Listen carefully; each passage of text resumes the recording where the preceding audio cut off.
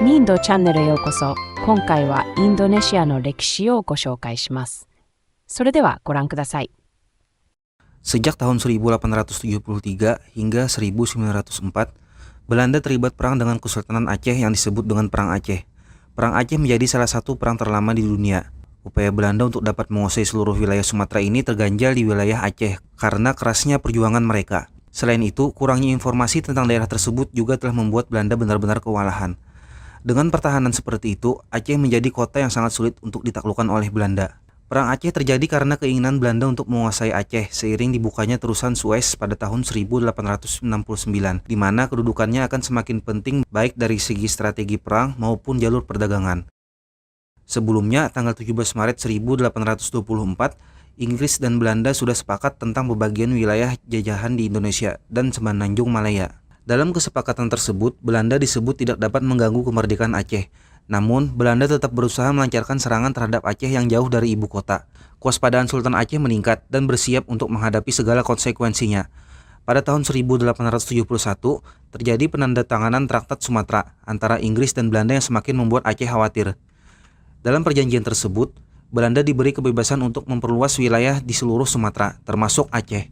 Usai surat perjanjian tersebut, Belanda melancarkan agresinya pada 5 April 1879, dipimpin Jenderal J.H.R. Kohler, yang dikenal sebagai seorang perwira yang memiliki banyak prestasi di bidang militer, dan Kohler adalah orang yang tepat, menurut Gubernur Jenderal Hindia Belanda, James Loudon. Sudah lama ia sibuk mengumpulkan keterangan militer tentang Aceh, ujarnya. Dalam kepala Kohler ada rencana perang yang sederhana. Begitu menginjak Aceh, ia ingin membangun sebuah pangkalan di sekitar muara Sungai Aceh. Dari situlah pasukan Kenil akan bergerak ke arah istana, tempat kediaman Sultan Aceh, sekaligus ibu kota Kutaraja, yang sekarang bernama Banda Aceh. Menguasai ibu kota akan mempermudah penguasaan wilayah lain, demikian pikirnya. Namun, pengetahuan Kohler tentang Aceh masih belum cukup. Mereka tidak tahu letak persisnya istana kesultanan. Di dalam panduan yang diberikan kepada para perwira, hanya dijelaskan bahwa istana adalah sebuah tempat yang luas dan besar, yang terdiri dari berbagai kampung dengan banyak sawah, lapangan, kebun kelapa, serta kira-kira 6.000 jiwa yang bermukim. Menurut catatan Dutch Colonial War in Aceh 1990, pendaratan Belanda dimulai pada Senin pagi 6 April 1879 saat pasukan Belanda yang pertama mendarat di Pantai Ceuremen di bawah pimpinan Mayor Jenderal J.H.R. Kohler. Mereka didaratkan armada laut di bawah komando Kapten Laut J.F. Koopman. Menurut Anthony Reid, dalam asal mula konflik Aceh, militer Belanda yang dikerahkan untuk ekspedisi itu terdiri dari sekitar 3.000 serdadu. Setelah mendarat, pasukan Kohler harus 4 hari mengalami pertempuran. Dalam 4 hari itu, bangunan megah yang mereka kira sebagai benteng Sultan Aceh berhasil direbut pada 10 April 1873. Ternyata bangunan itu adalah Masjid Baitur Rahman. Orang-orang Aceh tentu tak terima masjid mereka dikuasai kaum yang disebut sebagai Kapi alias kafir. Akhirnya, malam itu juga Masjid Baitur Rahman terpaksa dilepaskan karena serangan gencar pasukan Aceh. Kohler menyuruh meninggalkan masjid itu karena menurut dia pasukan terlalu letih untuk dapat bertahan dalam posisi yang begitu terancam. Segera pula, orang Aceh menduduki masjid itu dengan sorak kemenangan. Pasukan Aceh yang terdiri atas para ulebalang, ulama, dan rakyat terus mendapat gempuran dari pasukan Belanda. Rakyat Aceh gagah berani dalam perang, pantang mundur, mati dalam perang lebih mulia daripada menyerah kepada penjajah. Aceh juga didukung dengan lokasi yang dikelilingi oleh gunung, yang menjadi senjata alam yang sangat ampuh untuk membuat stamina penjajah terkuras dalam perang. Masjid Baitur Rahman pun lalu berusaha direbut lagi oleh Kohler beserta pasukannya. Pada 14 April, dengan mengerahkan seluruh kekuatannya, langsung di bawah komando Kohler sendiri, tentara Belanda merebut lagi Masjid Baitur Rahman. Tetapi, tembakan pembidik Aceh telah merenggut nyawa Kohler, sehingga rencana penyerangan selanjutnya menjadi tak terkendali. Seraya mengusung jenazah sang panglima, tentara Belanda terpaksa mundur ke arah pantai. Pengganti Kohler, Kolonel Van Dalen, tak diberi rencana lanjutan oleh Kohler yang malang itu. Namun, sebelum benar-benar mundur, pasukan Belanda terus berusaha menghantam benteng Aceh, di tengah ganasnya para pejuang Aceh yang tak takut mati. Pada 16 April, 2 batalion militer Belanda berusaha menyerang tempat yang dianggap istana itu. Tetapi mereka harus mundur dengan meninggalkan 100 orang tewas dan luka-luka. Kolonel Van Dalen dan para perwiranya pun memutuskan untuk mundur. Belanda menderita kerugian yang sangat besar. Untuk mengalahkan pertahanan dan perlawanan Aceh, Belanda memakai tenaga ahli Dr. Christian Snok Hurgroni yang menyamar selama 2 tahun di pedalaman Aceh untuk meneliti kemasyarakatan dan ketatanegaraan Aceh. Hasil kerjanya itu dibukukan dengan judul Rakyat Aceh atau The Acehers. Dalam buku itu disebutkan strategi bagaimana untuk menaklukkan Aceh. Usulan strategi Snok Horgoni kepada Gubernur Militer Belanda, Johannes Benedictus van Heutz adalah supaya golongan Keumala, yaitu Sultan yang berkedudukan di Keumala, dengan pengikutnya dikesampingkan dahulu, tetap menyerang terus dan menghantam terus kaum ulama. Jangan mau berunding dengan pimpinan-pimpinan gerilya. Mendirikan pangkalan tetap di Aceh Raya. Menunjukkan niat baik Belanda kepada rakyat Aceh dengan cara mendirikan langgar, masjid, memperbaiki jalan-jalan irigasi, dan membantu pekerjaan sosial rakyat Aceh. Ternyata siasat Dr. Snok Horgoni diterima oleh Van Heutz. Kemudian Dr. Snok diangkat sebagai penasihatnya. Taktik perang gerilya Aceh kemudian ditiru oleh Van Heutz, di mana dibentuk pasukan Marchause yang dipimpin oleh Hans Christoffel dengan pasukan kolone Macan yang telah mampu dan menguasai pegunungan-pegunungan, hutan-hutan rimba raya Aceh untuk mencari dan mengejar gerilyawan-gerilyawan Aceh. Taktik berikutnya yang dilakukan oleh Belanda adalah dengan cara penculikan anggota keluarga gerilyawan Aceh. Misalnya, Christoffel menculik Permaisuri Sultan dan Tengku Putro. Panglima Polim pun juga sempat ditangkap oleh Belanda.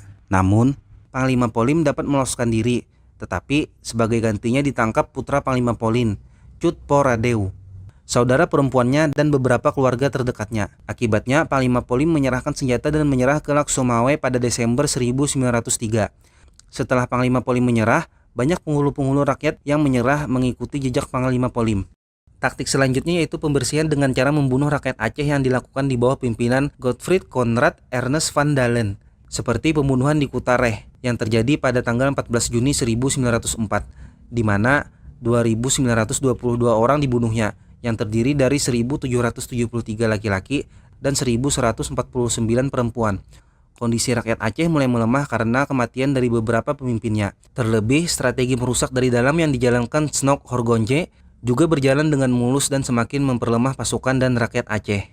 Sultan Mahmud Daud Shah kemudian menyerahkan diri kepada Belanda pada tanggal 20 Januari 1903. Tapi ada yang mencolok dari penampilan Sultan Muhammad Daud Shah saat itu. Ia mengenakan pakaian rakyat biasa, bahkan tanpa mengenakan alas kaki. Melihat kejanggalan seperti itu, Belanda mencoba untuk mempermalukan Raja Aceh tersebut. Kemudian menyodorkan sebuah surat yang sudah dikonsep oleh Belanda yang berisi tentang pasal-pasal penyerahan kekuasaan Kerajaan Aceh kepada pemerintahan kolonial Belanda. Sultan Muhammad Daud Shah merobek surat itu di hadapan para jenderal dan pejabat kolonial Belanda di Aceh. Dengan lantang, ia berkata bahwa yang turun dari medan perang itu adalah Muhammad Daud Shah pribadi, bukan atas nama Sultan Aceh, karena urusan pemerintahan dan peperangan telah diserahkannya kepada ulama dan kabinet perang kerajaan Aceh. Salah satu wazir atau menteri dalam kabinet perang itu adalah Tengku Cikdi Tiro, ulama besar Aceh pada masa itu, yang kemudian menjadi wali Nangro Aceh pertama, penerima mandat pertama dari Sultan Aceh untuk melanjutkan pemerintahan kerajaan Aceh dalam kancah perang. Sesuatu yang tak pernah diperkirakan Belanda bahwa lelaki tak beralas kaki itu telah mempermainkan mereka dengan kekuasaannya. Akibatnya, istri Sultan Aceh yang ditawan Belanda tidak dibebaskan. Sultan Muhammad Daud Shah juga dijadikan tawanan kota. Tapi perang Aceh tak berakhir, malah semakin lama semakin membara. Sultan Muhammad Daud Shah tetap menjalin hubungan secara rahasia dengan pemimpin pasukan gerilya dan panglima perang dari berbagai daerah. Ia mengirim sejumlah dana untuk kebutuhan perjuangan. Walau demikian, wilayah Aceh tetap tidak bisa dikuasai Belanda sepenuhnya. Dikarenakan pada saat itu tetap saja terjadi perlawanan terhadap Belanda, meskipun dilakukan oleh sekelompok orang atau masyarakat. Hal ini terus berlanjut sampai Belanda enyah dari Nusantara dan diganti kedatangan penjajah baru, yakni Jepang. Namun, perlawanan rakyat Aceh yang dipimpin ulama terus berlangsung hingga Aceh kelak bergabung dan menjadi daerah modal kelahiran Republik Indonesia pada tanggal 17 Agustus 1945. Jenderal Gerardus Petrus Booms menyatakan Aceh sebagai bangsa maut. Alasan pemerintahan kolonial Belanda menyebut Aceh sebagai bangsa maut karena selama 3 abad sejarah kolonial, Belanda belum pernah mendapatkan pukulan sekeras di Aceh. Selain memuji Aceh, ia juga mengecam pemerintah kolonial Belanda di Batavia atas kegagalan tersebut, karena dinilai terlalu menganggap remeh kekuatan Aceh. Kegagalan Belanda terus saja dibicarakan, sampai Belanda pun menaruh hormat atas keberanian pejuang Aceh baik pria maupun wanita. Rasa hormat itu sebagaimana diungkapkan oleh H.C. Zengraf dalam buku Aceh. Pemerintah kolonial Belanda benar-benar kehilangan bintang terangnya di Aceh. 4 jenderal Belanda tewas di Aceh bersama ratusan opsir dan ribuan opsir bawahan.